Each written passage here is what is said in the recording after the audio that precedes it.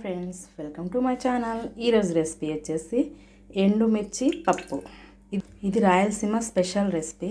దానికోసం ముందుగా కుక్కర్ పెట్టుకొని కొంచెం ఆయిల్ వేసుకొని ఒక గ్లాస్ కందిపప్పు వేసుకోవాలి.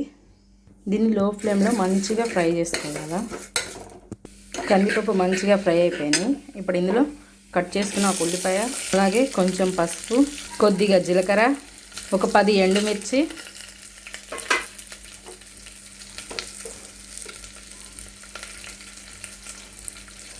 ఉసిరికాయ అంత చింతపండు, వీటిని మంచిగా మిక్స్ చేసుకొని ఫ్రై చేసుకోవాలి.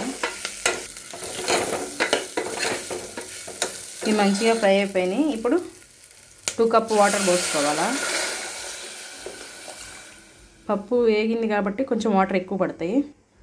మీడియం ఫ్లేమ్ మీద 5 విజిల్స్ వచ్చేదాకా ఉడికించుకుందాం. ఇప్పుడు మనం కుక్కర్ పెట్టుకుందాం.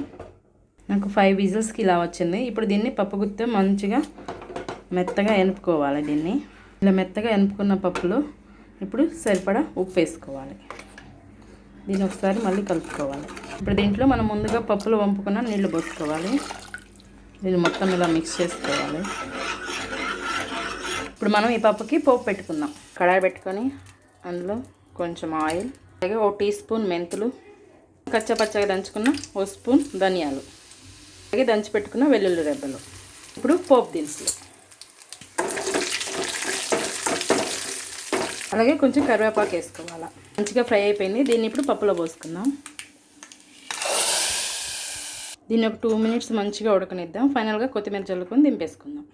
ఫైనల్గా ఎండుమిర్చి పప్పు అయిపోయింది. అలాగే ఈ పప్పు మీరు కూడా ట్రై చేసి ఎలా వచ్చిందో కామెంట్ చేసి చెప్పండి. అలాగే like and subscribe my channel.